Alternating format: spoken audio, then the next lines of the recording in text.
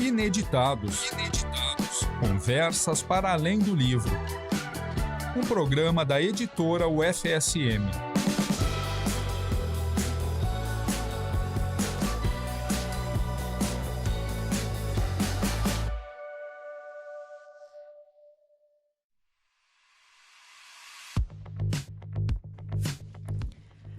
Olá para você que nos acompanha aí do outro lado. Estamos com mais um Ineditados, Conversas para Além do Livro, o programa da editora UFSM na rádio UniFM 107.9. Eu sou Jéssica Dalcin e hoje vamos conversar com Rafael Rapke, que é assistente em administração aqui pelo acervo, né, da divisão de museus da UFSM, e vai nos contar um pouco sobre umas iniciativas bem legais aí que eu tomei conhecimento, trazendo tecnologia e trazendo um outro olhar sobre essa parte artística da instituição. E você que tem ficado de olho aí nas nossas redes, sabe que a gente está com pré-venda, com promoções na nossa livraria. Fique de olho, então, em @editora_UFSM, @livraria e grife UFSM e @ineditadospodcast. A gente sempre tem alguma promoção. E agora, com a campanha Salve o Livro, né, que vai até agosto, são ainda mais oportunidades de ter brindes, de ter livros com preços especiais. De repente, aquele livro que tu estava esperando até agora para comprar tá com aquela atração especial. Vem um brinde, vem um desconto. Fica de olho. Então, Rafael, seja muito bem-vindo a estar aqui conosco no Ineditados. Obrigado pela oportunidade de estar aqui, pelo convite. Uma boa tarde aos ouvintes, a Jéssica, a técnica. Vamos bater um papo, então, aí hoje. Muito bem. A gente estava conversando aqui um pouquinho antes, né? Tua formação inicial, administração. Isso, administração lá nos anos 90. Pois é, e aí tu vem galgando o espaço, não sei se alguém te inspirou. Tem muita gente que diz aqui, que passa por aqui e diz, eu fiz administração porque na época me parecia promissor. Eu poderia administrar várias coisas, ou, né, o jovem pensando, nem existia o termo CEO ainda, mas assim, nem que seja administrar minha própria vida, eu vou conseguir. E aí tu, hoje também estava comentando que atualmente tu faz jornalismo. Exato. Então, o que aconteceu com o Rafael do ensino médio até o de hoje? Vamos fazer uma primeira parte, pouca coisa assim para falar, assim, nessa primeira parte do programa. Então, eu fiz um primeiro vestibular na época para engenharia elétrica e fiquei como suplente, mas não fui chamado. E no ano seguinte eu prestei vestibular para administração, ainda com algumas dúvidas assim sobre né, tinha outras ideias também de carreira e tal. Mas eu achava que era uma profissão que poderia me dar várias possibilidades, assim, né, profissionais mesmo. E fiz todo o curso, aí depois disso eu fui pro mercado privado, né, trabalhar fora, assim. E aí fiquei 12 anos trabalhando numa empresa aqui da cidade, uma empresa grande até, da área de refrigerantes, né.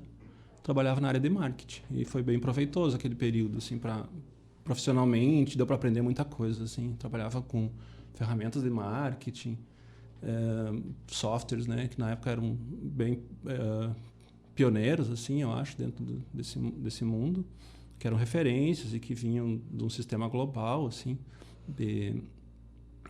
dessa empresa, né.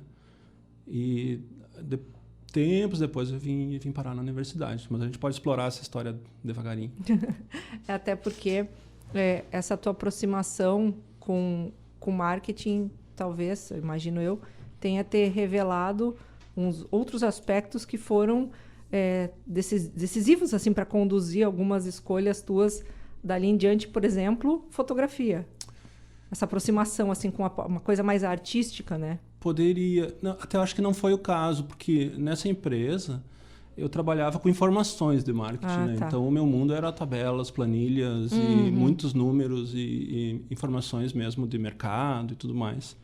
Então, eu acho que a fotografia apareceu na minha vida como até uma válvula de escape, assim, de precisar fazer algo diferente. Tinha uma questão que foi... Eu tive um avô que foi fotógrafo por um tempo e após, quando ele faleceu, eu herdei uma das câmeras dele, a câmera ainda estava funcionando e aquilo foi me atraindo mais o meu interesse. Eu já tinha no passado, quando eu era adolescente, interesse pela fotografia, mas isso não foi viável, assim. E aí, anos depois de formado, trabalhando, eu fui descobrir mesmo a fotografia de uma forma mais profissional, digamos assim. E que também a gente fica falando aqui, mas era caro, né? Mandar Sim. revelar filme. Hoje é caro comprar uma câmera boa, enfim, mas sim, filmes... Mas também foi a minha escola. Eu acho que aprender a fotografar com filme na época foi valioso, assim, porque a gente valoriza mais a cada clique, né? Cada foto e tal. E todo o processo de revelar depois, né? Fazer uma expectativa do filme terminar e aí começar a depois revelar, ver os negativos e mandar fazer as cópias, é um processo interessante, sim. A gente comenta, tipo, né, a minha filha está com 20 anos agora, então ela já cresceu numa geração digital, que é digital. Aí tu olha na telinha, a primeira vez que ela viu uma câmera analógica, ela ficou procurando a tela de onde ver a imagem. Ela olhava para trás e ela mal sabia falar, tinha, sei lá, 2 aninhos, e ela olhava para mim e dizia, não tem. A gente, não tem, porque é uma coisa que era difícil dela entender como é que a gente tentava tirar uma foto imaginando a composição. Quer dizer, não tinha uma banalidade, né, ao tirar a foto. Hoje a pessoa está passando na rua, em vez de anotar uma coisa, a pessoa tira a foto da informação. Verdade. Que é para... da hora que eu precisar estar ali. Então, ganha... claro que isso é uma expansão da utilidade da fotografia, né? Vamos colocar assim. Mas era tudo muito pensado, porque não se podia desperdiçar uma pose, né? Dentro do... você tinha um número limitado, eram 12 poses, 24 12, poses. 24, 36. A 36 era só para o aniversário, para o Natal, né? Porque era caro. Então, não tinha o acesso, a facilidade, mas talvez eu tivesse isso também, uma preocupação maior com esse aproveitamento, né, do olhar fotográfico, da reflexão sobre a imagem que se queria captar. Eu né? estava me lembrando agora de uma passagem que foi quando na época da escola eu sou de Panambi e eu fiz o meu ensino lá no Colégio Evangélico Panambi, que é uma escola particular e tal, e aí era uma escola que tinha muita ajuda da Igreja Luterana, né? Tinha muito apoio.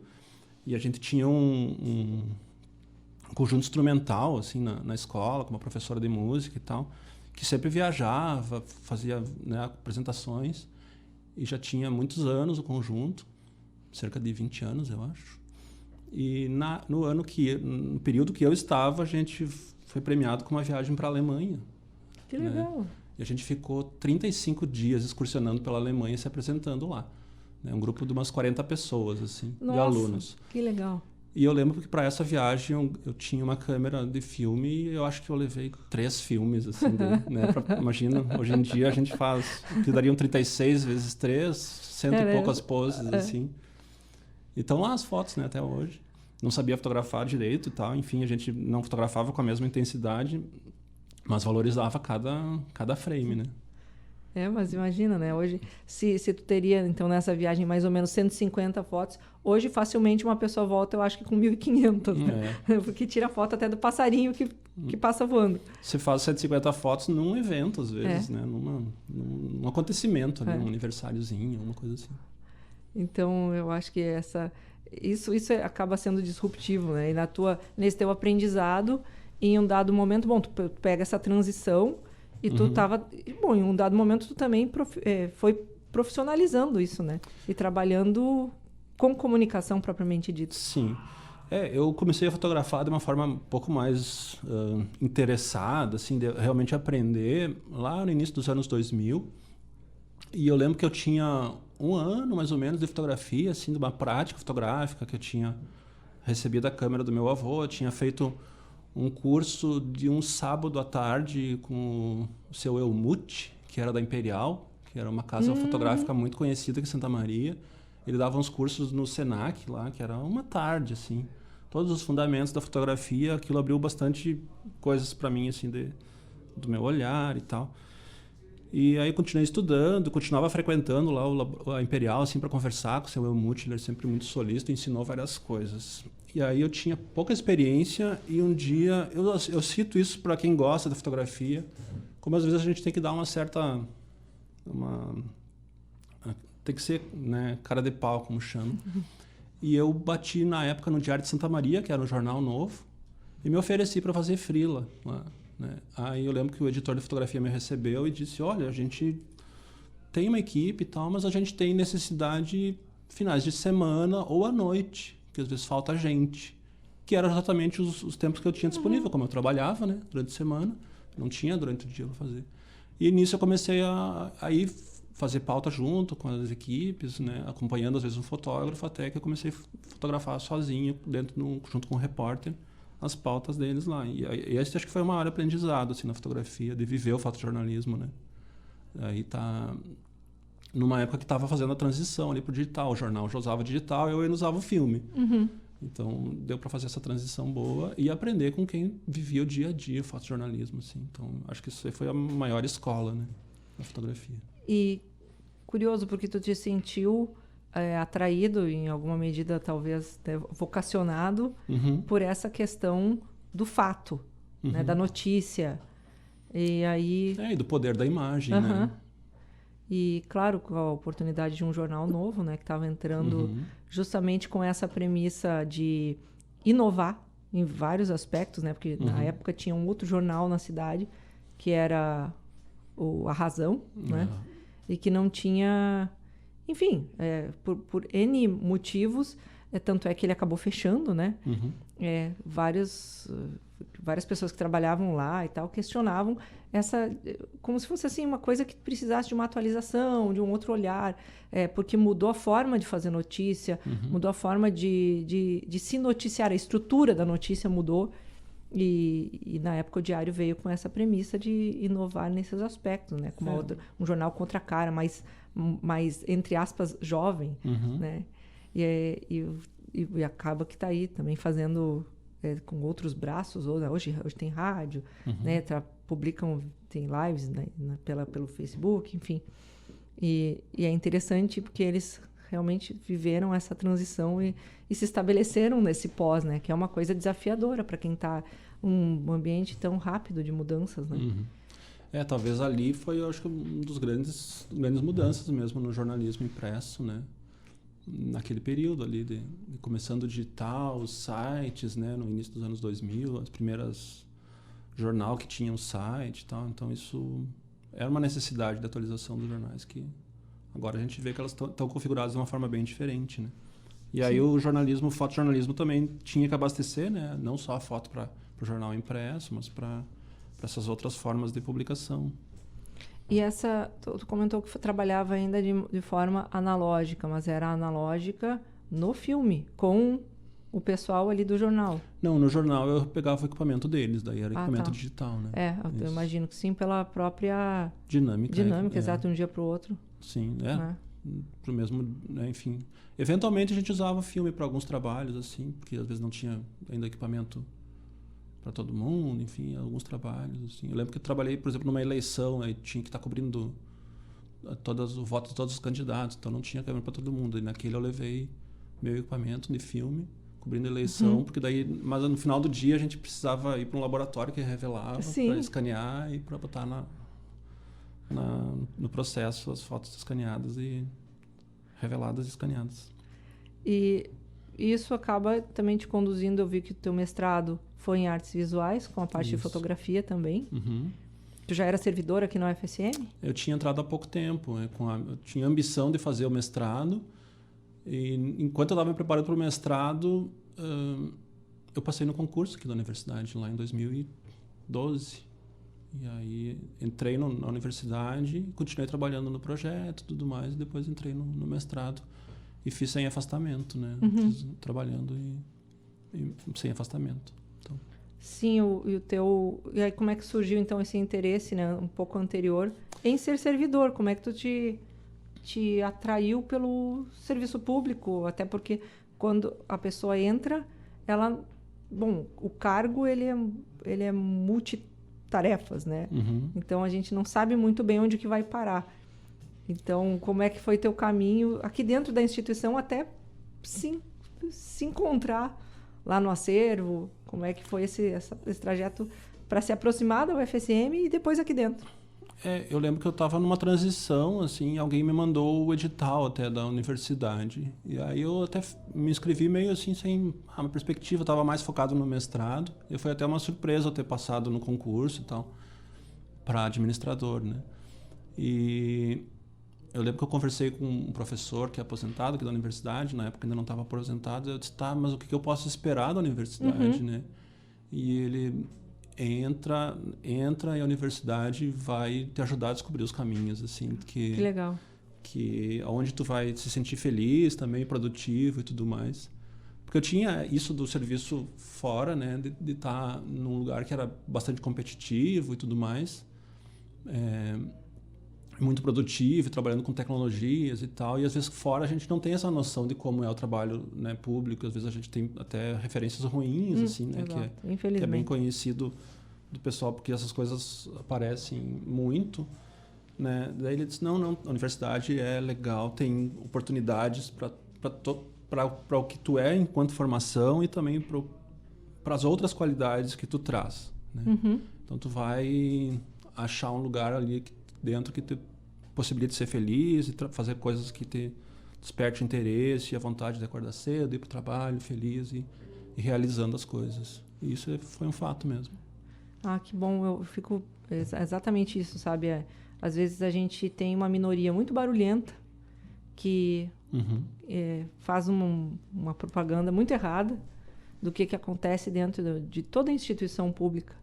E da universidade, então, que é, enfim, né, o nosso chão aqui é de onde a gente pode falar, que só estando aqui dentro para ver a quantia de coisa que é feita. E a abrangência e a quantia de coisa que chega e a quantia de pessoas de boa vontade que estão a fim de resolver e que estão a fim de dar cara nova para as coisas, se mexendo. E que muitas vezes alguém que nunca nem pisou aqui... tem um monte de opiniões. Tem um monte de opiniões, exatamente. Aliás, Cara, você nunca pisou lá. Se tu tá falando isso, é porque tu nunca pisou lá. É evidente que nunca pisou, senão tu não estaria falando. Ainda se fossem opiniões, né, Jéssica? Mas às vezes são certezas que as pessoas têm, sendo que nunca botaram os pés aqui, nunca vivenciaram e são cheias de certezas, né? Então, esse cuidado que as pessoas devem ter, né?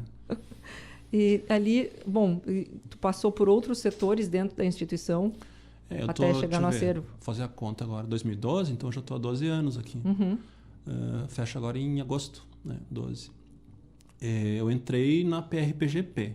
Eu fiquei um período ali. Pós-graduação. Isso, Pró-Reitoria de Pós-Graduação e Pesquisa. E quando eu estava ali, que fica na reitoria, a Regiane Miranda, que é aqui da rádio, me conhecia e já começou a requisitar alguns trabalhos de fotógrafo também, eventualmente, tal, para alguns trabalhos da rádio, do Isso é outra coisa, né? A universidade é meio que um microcosmo da cidade de Santa Maria. Então, as pessoas se conhecem aqui dentro, porque tem muita gente. Não, mas eu sei que fulano... E às vezes as pessoas... A gente fala aqui, né, os hard skills, que é aquilo que a pessoa se formou, enfim, tem uma formação.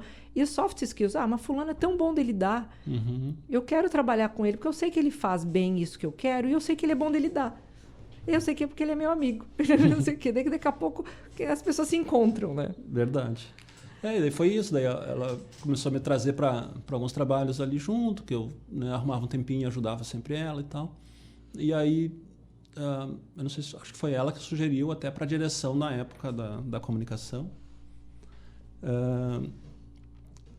que talvez eu pudesse ser útil aqui na comunicação. E aí eu fui para a TV Campus. Fiquei por um período, acho que de uns 2 anos na TV Campus, ajudando ali em diferentes atividades. Também foi um lugar de bastante aprendizado. Porque daí eu comecei a usar os meus conhecimentos da fotografia e mesclando com toda a necessidade do audiovisual, né? Que requisita algumas coisas diferentes. Então teve bastante aprendizado e, claro, eu trazia alguma bagagem da fotografia, que é importante para o audiovisual, né? E pude trabalhar ali, foi bem proveitoso e fui bem feliz ali também, nessa TV Campus. Mas foi com o cargo de administrador? Sim, mas eu exercia diferentes atividades, né? Isso. Mas usando, então, esses requisitos, né? O cargo a gente não se desliga, né? Exatamente. Não tem como... Eu fiquei, acho que uns 2 anos, né? Na TV. Aí depois, eu também ajudava, né? Tem outros veículos da própria universidade, como a Revista Arco, que saiu a produção da Revista Arco foi para dentro do curso de jornalismo, Uhum. com o Laboratório de Experimentação em Jornalismo, no Lex, né? Que é um laboratório ali no prédio 67. E aí eu fui junto com a revista Arco para lá, produzindo material e tudo mais. Depois a revista retornou para comunicação e aí eu fiquei lá, Uhum. no Lex. Então já foi um terceiro lugar de permanência, que foi o curso de jornalismo. E foi na época que eu entrei na faculdade de jornalismo também. Ali já era 2017. Pois é, então teve esse encaminhamento, na verdade, então a escolha por cursar o jornalismo foi quase um encaminhamento natural, assim, né? Se aproximando. Foi. Dá para fazer uma ressalva, porque eu me inscrevi naquele SISU, Uhum. SISU no ano de 2016, com a perspectiva de que abriria o curso de cinema. Estava muito bem encaminhado o projeto. Mas foi um ano que o Brasil passou por uma série de transições, teve a queda da Dilma, assumiu o Temer e tudo mais, e vários dos projetos que estavam no Ministério da Educação foram para a gaveta de volta. E o curso de cinema foi um que eu me inscrevi no SISU com a expectativa de que abriria a primeira turma. Sim. Eu pensei, poxa, quero fazer parte dessa turma. Que parece que agora está retornando esse projeto para a mesa e está com boas perspectivas de sair. Só que como cancelaram o curso de cinema, eu tinha feito SISU e eu tinha ido bem, eu disse, poxa, vamos ver então o que mais. E aí foi bem natural, assim. Aí apareceu uma opção de entrar no jornalismo, eu acabei entrando. Sim, é legal porque aqui dentro tu vai também agora, tu acaba tendo que arranjar tempo para essas coisas, né? Uhum. E as disciplinas oportunizam que a gente também dê vazão a projetos pessoais, às vezes, que Sim. em outra ocasião tu ia ter que arranjar tempo para fazer.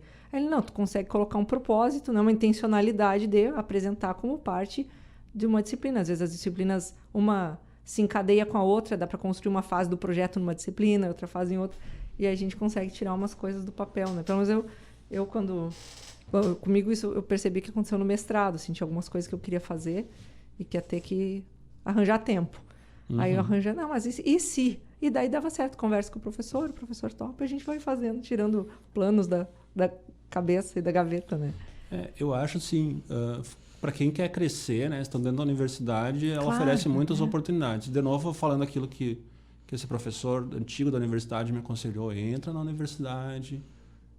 Eu já tinha sido aprovado no concurso, mas eu ainda tinha dúvidas, assim, se seria uma boa escolha. E ele disse, entra porque tu vai poder se desenvolver lá dentro, né? E nesse tempo eu fiz o mestrado, consegui fazer, mesmo sem afastamento, foi bem sofrido e tudo mais. E agora faço curso de jornalismo também, sem qualquer afastamento, faço ele devagarinho, já estou quase concluindo, né? Teve um ano que eu tive que trancar, mas fazendo 2, 3 disciplinas por semestre, mas está me dando mais oportunidade de crescimento e exercitar as coisas bem como tu falou. Aqui dentro eu posso exercitar vários projetos de caráter pessoal, ou que ajudam a universidade, ou que ajudam a comunidade. Uhum. Pois é, agora a tua vinculação é com a Pró-Reitoria de Extensão. Isso. Né? Com a Pré. Depois de ter ficado no Lex por alguns anos, eu fui para a Pré. E eu entrei na Pré 15 dias antes da gente entrar em pandemia. Então foi em março, início de março, fim de fevereiro, início de março. 1º de março.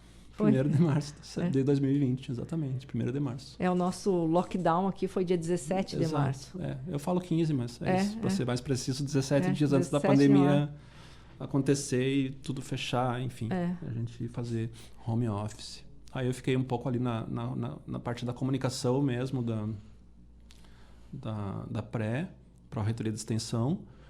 E logo que voltamos da pandemia, trabalho presencial, me convidaram para assumir uma posição no acervo artístico da instituição. Que é um projeto relativamente novo, né? É um projeto ali que tinha sido inaugurado o espaço durante a pandemia, né, em 2021, e já se vinha se trabalhando já desde 2018, 2019, um grupo pequeno trabalhando na reunião das obras e tudo mais. A gente pode falar sobre isso. Bastante. E foi... Então, eu tô nesse espaço como servidor, justamente por ter essa relação com as artes, de ter feito mestrado nas artes visuais. Isso acho que me capacitou um pouco para estar nesse espaço. E na verdade, foram sendo localizados também materiais, né? Que estavam em salas. Como é que foi? Tu acompanhou essa essa reunião dos materiais? Como é que o material vai chegando até vocês? Não, quando eu fui convidado para assumir lá, porque o espaço precisava ser tocado já estava organizado. A primeira parte do projeto já tinha sido feito pela professora Vera, Flavi, professor Luthieri, outros professores que ajudaram. Eu até me arrisco a, citando nomes, esquecer de pessoas, mas eu não acompanhei esse projeto. Tinha vários bolsistas que acompanharam também. A Flavinha, a Aline e tudo mais, Gabriela. E o professor Flavi esteve com a gente aqui no ano passado, falando um pouco aí das ações da PREA. A gente acabou, na época, falando mais sobre os geoparques, que era o que estava despontando na mídia na ocasião, mas chegamos a mencionar o acervo. Eu tive a oportunidade de conhecer em 2022, que foi a primeira vez que eu visitei, que teve uma parceria da prefeitura com a universidade pelo Dia do Patrimônio. Ah, verdade. E daí teve uma empresa, foi um sábado, uma empresa de turismo aqui da cidade. A gente entendeu na época que era uma espécie de beta teste, era um projeto que eles queriam implementar um circuito de museus, que o ônibus visitaria os locais, e a gente estava sendo meio que as cobaias ali para ver como é que... Só que de lá para cá eu não vi mais sobre esse tema, eu não sei se de fato isso foi implementado, porque o que a gente viu? Que um sábado era pouco. Teria que ter saído de repente de manhã, fim da manhã, mas daí já ia ter que ter uma parada para refeição, isso complexificaria o passeio, né? Mas foi muito legal, a gente acabou voltando tarde, indo jantar tarde, né? O pit stop que era para ser feito, então encerrar com um restaurante, acabou indo mais tarde, mas nossa, eu conheci espaços dentro da própria universidade que eu não conhecia. Eu fiquei pensando se a gente que está aqui não conhece essa imensidão de coisa que a universidade oferece, imagina quem está fora, né? E ter esse ônibus fazendo já... Nossa, simplificaria bastante, né? Eu lembro, esse dia foi, acho que uma iniciativa da Secretaria de Cultura, alguma coisa assim, né? Com essa data que era Semana dos Museus. Semana dos Museus, era o Dia do Patrimônio que culminaria com esse passeio. Eu lembro que acho que a gente aqui no acervo foi, acho que o último lugar que foi visitado. Nós depois fomos, acho que para o Museu Vicente Palotti. E a Casa Edmundo Cardoso. Eu lembro que atrasou o horário que tinha previsto de chegar e a turma chegou bem depois. Eu pensei, claro, estão visitando outros lugares, os lugares encantam e sempre demora mais do que se imagina. Exato, e daí as visitas eram guiadas, então sempre tem uma história para contar, e às vezes alguém se interessa mais por uma obra específica e a pessoa tem uma história só para falar daquela obra ou daquele artista, quer dizer, é super rico, né? Como é que tu vai deixar para trás? Acabou atrasando. Tô falando assim, já vou puxar um outro assunto que eu também me descobri um pouco assim nessa iniciativa de ir pro acervo, que embora a gente faça tarefas bastante administrativas e tudo mais, eu me envolvo diretamente com as visitas, né? E estar à frente de um grupo falando sobre o espaço, sobre arte, falando sobre as exposições, é uma coisa que eu até nem imaginava, assim. E eu adoro demais, assim, de receber as pessoas, seja uma ou duas pessoas que chegam ali para conhecer o espaço, para visitar, ou um ônibus com 40 crianças. Para mim, a satisfação é a mesma, assim, de estar recebendo as pessoas e tornando uma visita agradável, assim, da forma que eu puder, né? E eu não me imaginava fazendo esse tipo de atividade, assim, que é guiar, sabe, uma visita num espaço, uma exposição de artes, e é muito interessante. Eu gosto porque cada grupo que chega e cada pessoa tem uma reação e eu faço, sei lá, 70 visitas a uma exposição que está montada e são 70 formas diferentes de ver, estou chutando 70, pode ser mais, pode ser menos, 70 formas diferentes de ver aquela exposição. Então, para mim, são 70 exposições diferentes, porque é pelo olhar das pessoas que vão comentando, que vão costurando como que elas estão enxergando isso. É muito legal. Sim, aquela pessoa que está chegando ali, não interessa quantas falas tu já fez, para ela é a primeira, né?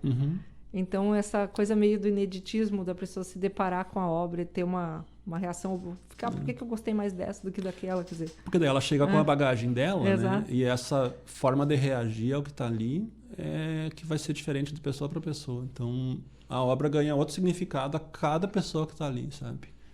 e coisas que enxergam, assim. As crianças são fantásticas, assim, nesse sentido, assim. O que elas enxergam nas obras e as associações que fazem, assim. A gente vê que a gente não pode se desconectar desse lado criança também, né? É muito bacana, assim, essa reação deles. E dentro bom, até porque eu acabei depois indo fazer outras visitas, né? E conversando contigo lá e tal. Com relação aos materiais que tu acabou resgatando de outros pontos, também fazendo um pequeno museu do audiovisual. Ah, sim. Como é que está essa coisa? Que eram coisas que estavam também na própria instituição, né? E que hoje ganham uma... Quando a gente faz essa curadoria de botar todos juntos, eles contam uma história por si só também. Sim. Não é mais uma televisão que estava jogada não sei onde. Não, passa a ser o modelo tal, do ano tal, que está no acervo. Eu acho que assim, como que eu enxergo isso? A universidade, ela é uma senhora já, né? Ela começou nos anos 60, então ela está ficando antiga e ela conta ela tem a sua própria história, né? Além de interferir na história da cidade, da região e do Brasil e das pessoas, né? Formando-as, enfim, ela também começa a ter sua própria história. E aí a gente começou a observar que tem muita coisa antiga que não faz sentido numa sala de aula, né? Porque existem tecnologias mais novas, não faz sentido num determinado contexto. E às vezes é natural que as pessoas até nem se deem conta disso e muita coisa se encaminha para a sucata, né? E eu comecei a perceber isso e comecei a resgatar algumas coisas que eu imagino que tenham um certo valor, que são esses objetos ligados ao audiovisual, né? O som e a imagem. Então são TVs antigas, são projetores de slides, e todos funcionando, assim, ou a maioria deles em bom estado. E que não faz sentido um projetor de slide antigo, daqueles slides, quem conhece o slide analógico, né? Que tem aquele quadrinho, é uma máquina que vai passando. É o carrossel, né? Isso, um carrossel, né? Se hoje em dia a gente tem um computador com projetor, é muito mais prático, muito mais rápido, né? Para trabalhar em sala de aula. Mas isso precisa ser, de alguma forma, preservado, né? E aí eu tinha um espaço lá e eu comecei a reservar algumas coisas que eu sabia que iam virar sucata. E acabou se tornando uma coleção, né? De alguns itens, né? Tem gravadores de áudio antigo, tem diferentes épocas. Então a gente já pensa em, de repente pode virar um pequeno museu assim, do som da imagem da universidade, né? Então até faço um apelo que se alguém estiver ouvindo, se alguém reconheça alguma coisa desse tipo que acha que pode ter algum valor, não manda lá para aquele depósito da sucata, fala com a gente, né? Que aí a gente pode dar uma olhada, estuda, ver se tem mais lugar, enfim, e resgata. Tem coisas que a gente tem duplicadas e tem algumas coisas que faltam ainda, né? Tem câmeras antigas, analógicas, tem câmera Polaroid que eu fui achar num laboratório da imunologia, que estava lá no depósito, virado em pó, assim, sabe? E funciona, né? Que legal, né? E não faz sentido hoje em dia, porque tem uma câmera digital que substituiu. Então, lá no laboratório não faz sentido, mas dentro de um pequeno museu assim, de objetos, é legal. E ainda está mais como um depósito, mas algumas crianças tiveram acesso das visitas lá e viram e ficaram encantadas. A gente, poxa, tem potencial mesmo, sabe? Para criar também um outro acervo desses materiais. A visita que eu fiz, né, pelo menos existem categorias e existe ali, vamos chamar assim, uma cronologia contada, né? Então, se é um depósito, está muito organizadinho. Eu não diria que é um depósito, é mais que um depósito. Mas pode melhorar assim, a disposição, enfim, né? Mas eu achei muito legal porque tem, claro, aí para quem é mais velho, para quem é mais novo, a criançada vai olhar com curiosidade. Mas para quem é mais velho tem um lado da nostalgia também, claro, né? De olhar e dizer, nossa, mas minha avó tinha uma TV dessa, que era onde eu jogava videogame, né? Ou esses tempos a gente falava sobre aquelas TVs canguru, que tem o videocassete acoplado, né? Ah, sim. Então a gente lembrava de como era uma coisa assim que parecia super moderna, porque era algo junto. 2 em 1, né? 2 em 1, mas ao mesmo tempo, quando estragava um, a gente perdia os dois, porque tinha que mandar os dois pro concerto. Então, são coisas assim que às vezes se tornam emblemáticas daquilo que a gente também viveu, experienciou com aquele tipo de objeto na época, né? E esse conjunto, além dele ser um pequeno museu, assim, potencial de ter um museu de som e imagem, ele também, como são materiais que estão funcionando, a maioria deles, eles podem se servir a propósitos das pessoas que vão expor no acervo, de usarem esses materiais. Eventualmente, algum artista que queira trabalhar com vídeo arte, alguma coisa assim, com imagens projetadas e queira um equipamento mais vintage, mais analógico, para explorar isso, esteticamente, explorar isso. Ou ele tem esses materiais, né, dificilmente ele vai chegar num lugar que tem esses materiais disponíveis, e a gente disponibiliza, né, para quem quiser usar, pensar uma exposição, alguma coisa, o material está à disposição. Até uma questão cenográfica, eu imagino, Claro. né? Uhum. Alguém vai fazer uma peça, alguma coisa ambientada numa determinada época e precisa ter uma televisão que ligue para, né, alguma coisa interessante também. São equipamentos pesados, né? Quem já carregou uma TV de tubo, a maior que a gente tem lá, que é as maiores que existiam, de 32 polegadas, olha, é uma aventura, mas tem as menorzinhas de 20 polegadas, enfim. Mas é bem legal. E aí a gente pode também já emendar com o projeto que eu acabo participando, que é da caverna, né? Que é uma das partes, porque tem a parte do acervo artístico propriamente dito, que são exposições que mudam, e tem outras áreas que também estão sendo preparadas. E conta um pouco dessas áreas diferentes. Deixa eu recapitular então um pouquinho. Assim, o acervo, o espaço, ele fica no prédio da Biblioteca Central, onde antigamente funcionava o curso de arquitetura. Né? Uma parte do curso, ele, quando ganhou o prédio novo, liberou esse espaço para onde o acervo, que foi essa reunião de todas as obras de arte que tinham pela universidade espalhadas, ficaram concentradas. Então a gente tem uma reserva técnica, uma sala onde essas obras estão preservadas, armazenadas. Aí também tem um salão grande de exposições, né? Que a gente consegue dividir ele no meio, fazer 2 exposições. E tinha um salão anexo para onde foi o Lasca montar uma exposição temporária, que é o Laboratório de Arqueologia, Sociedade e Cultura das Américas, que tinha uma exposição de arqueologia. E o professor André Soares, que era o responsável, começou a usar uma salinha que tinha lá em cima na escada, que era o antigo DA. E aí, então, as crianças visitavam a mostra dele, nessa sala anexa, e falava-se um pouco sobre arte rupestre. Aí, ele começou a usar essa sala para as crianças brincarem de arte rupestre, pintou as paredes de marrom e tal. Disse, vamos fazer de conta que isso aqui é uma caverna, e vocês podem fazer as suas manifestações rupestres com giz e tal. E era bem, bem legal. Aí até o Lasca saiu daquele espaço agora, esse ano, desmontou a exposição, e aí eu assumi aquela sala e pensamos em dar uma turbinada no espaço. E a gente pintou e fez toda uma ambientação no teto, com obras realmente de arte rupestres que existem no mundo, né? Então é um espaço pedagógico mesmo, didático, assim, que as escolas podem vir. Ele é voltado principalmente para o público infantil, juvenil, mas a gente já viu que os adultos, quando vão lá, ficam bem encantados também. Tem artes rupestres que foram pesquisadas por uma equipe de alunos e tudo mais, do que existe ao redor do mundo de arte rupestre. Essas artes foram reproduzidas, então, nas paredes e no teto, com stencil, tinta neon, uma iluminação que torna o ambiente bem interessante. A gente fez uma ambientação sonora também, em 360 graus, que foi o Pedro, um aluno da Música e Tecnologia, que criou essa ambientação, a narração, que tu participaste, né? Então, criando os textos para o público. E a gente inaugura esse espaço agora na quinta-feira. Dá para fazer o serviço e o convite, então? Sim, claro, com certeza. Às 10h30 da manhã a gente faz uma inauguração. É aberto para quem quiser ir conhecer o espaço. Não é um espaço muito grande, mas a gente vai conseguir acomodar quem quiser ir para visitar.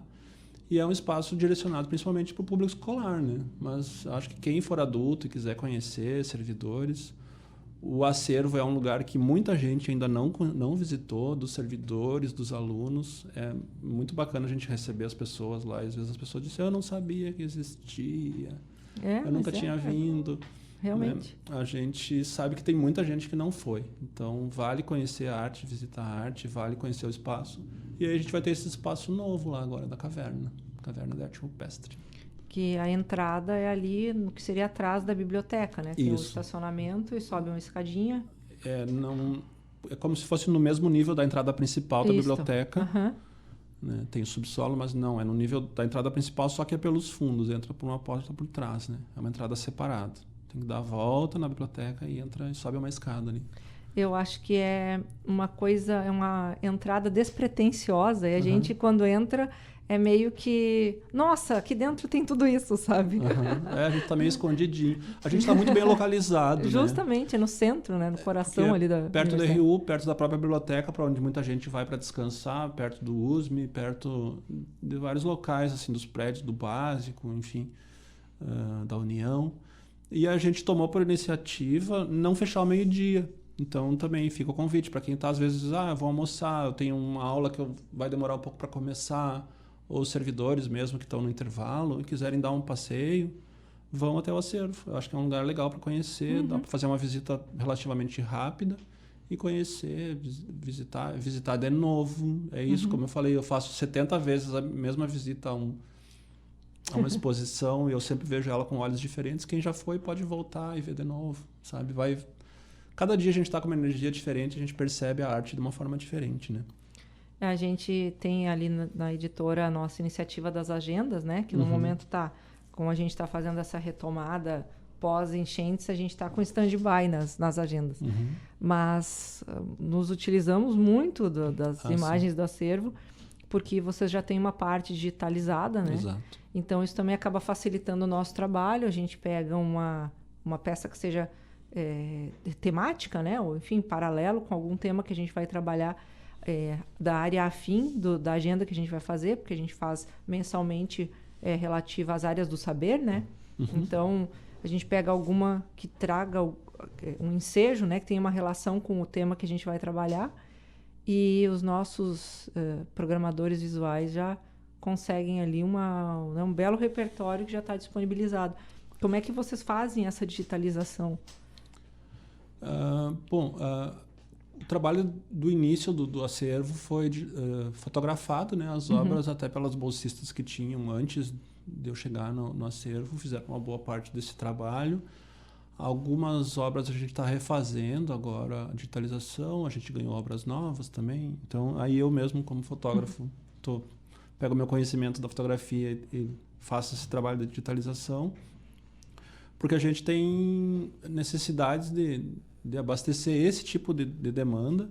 A gente quer tornar o nosso acervo um acervo online também, porque sabe que tem gente que está pesquisando lá, eu preciso saber das obras do Iberê Camargo, por exemplo, que são obras que a gente tem no acervo, né? Para a pessoa não precisar vir, se deslocar até aqui, dependendo de onde está, pode ter acesso digital. Imagino eu que devam ser com qualidade, com alta resolução. Não, a pessoa precisa dar um zoom num detalhe, alguma coisa, ela... Isso nesse segundo processo de redigitalizar, a gente vai fazer dessa forma, né?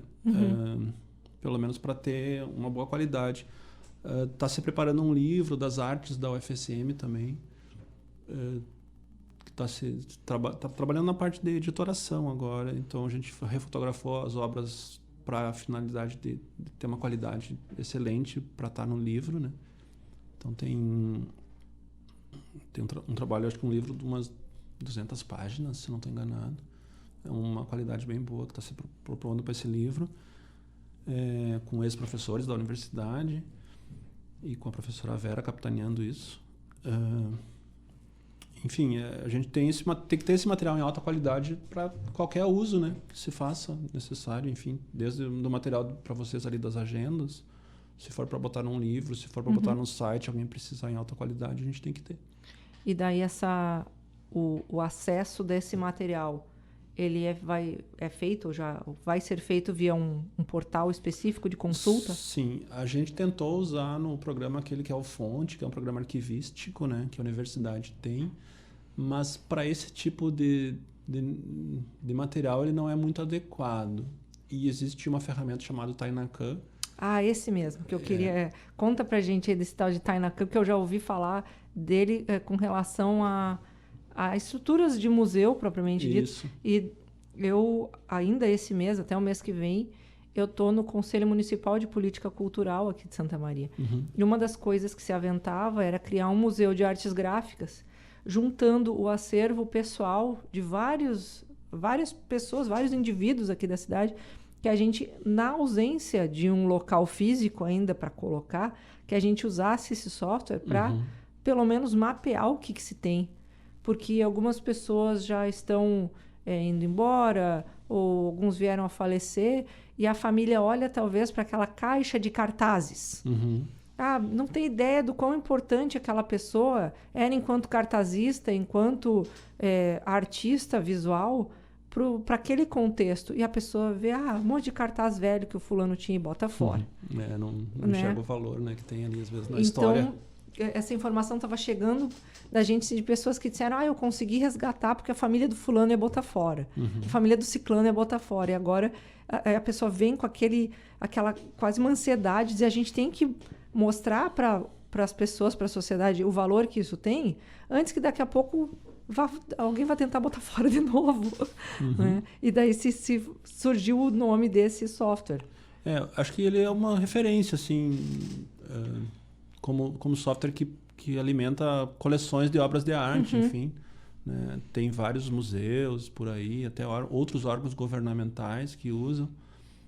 Eu tenho uma experiência bem superficial, assim, de ter visto sites, mas ainda não trabalhei diretamente na ferramenta. Ela recentemente foi aprovada pelo CPD para que pudesse ser utilizado.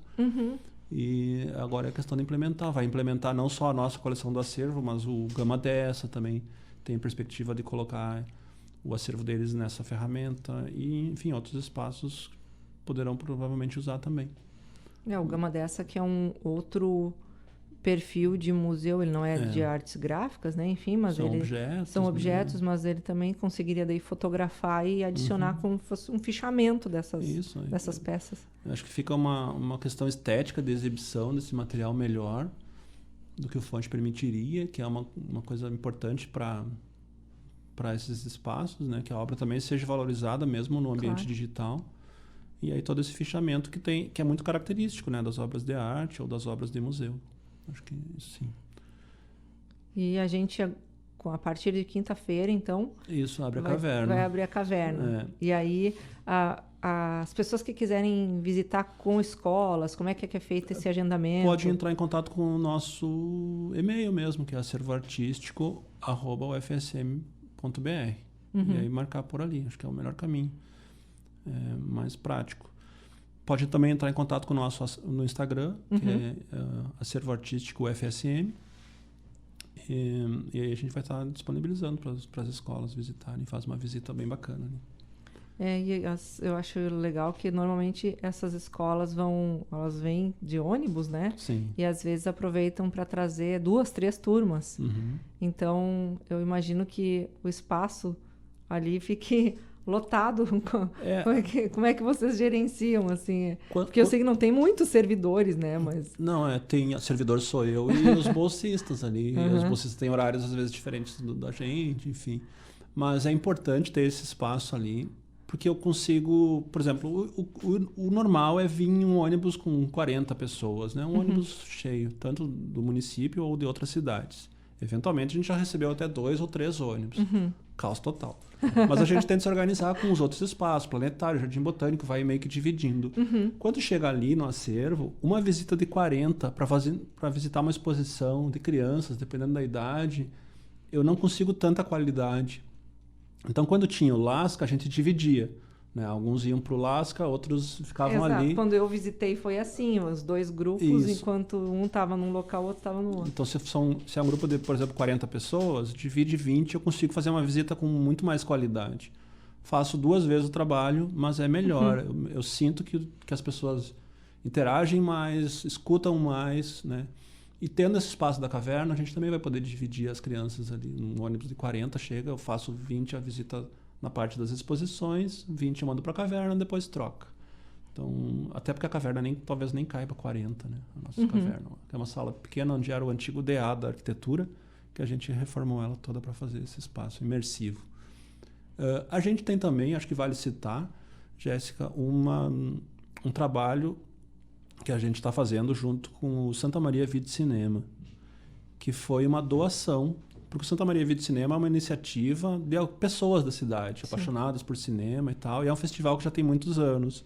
E eles resolveram doar para a gente o acervo físico dos filmes, né? Hoje em dia os filmes são feitos, enviados, inscritos de forma digital, mas na primeira parte do festival, nos primeiros 10 anos, os filmes eram enviados em VHS, depois DVD, teve mini DV também, várias formas de envio.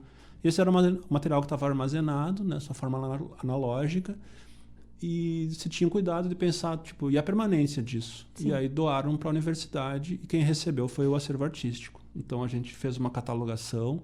Na semana passada, na quarta-feira, foi feita a assinatura da doação num ato no Cineclube da Boca. Quarta-feira, que os representantes do festival fizeram essa doação física mesmo. Né? Mas a gente já vem trabalhando, né, nesse material, catalogando, organizando e tudo mais.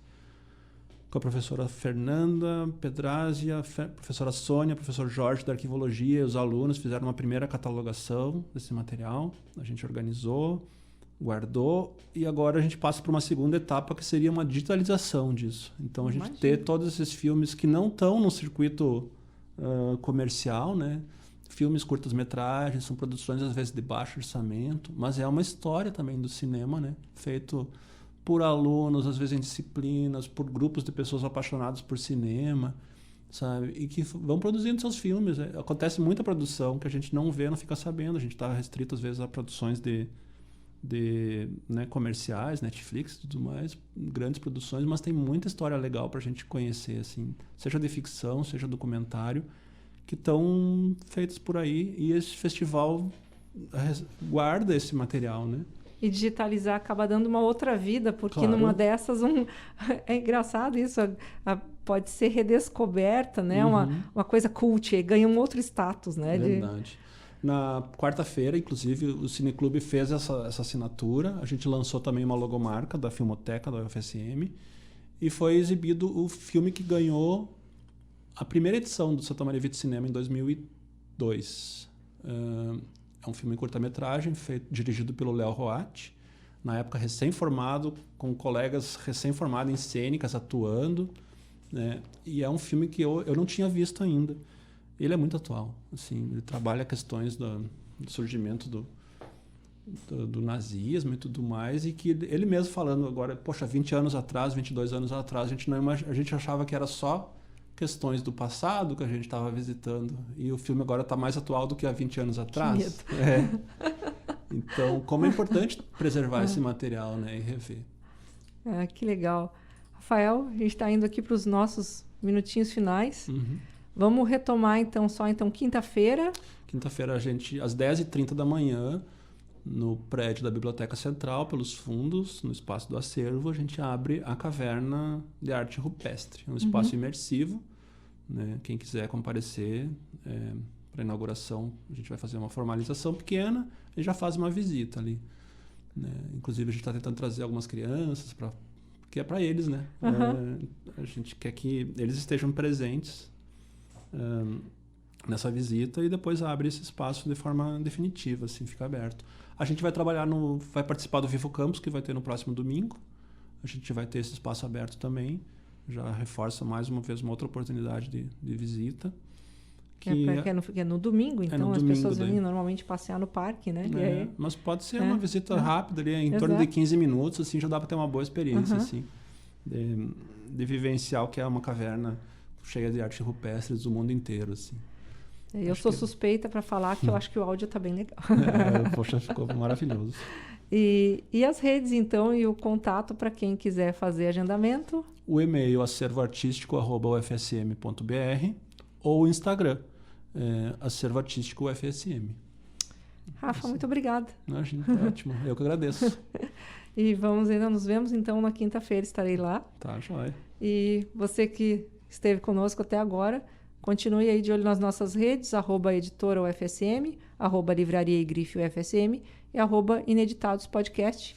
Um grande abraço e até semana que vem. Até. Ineditados.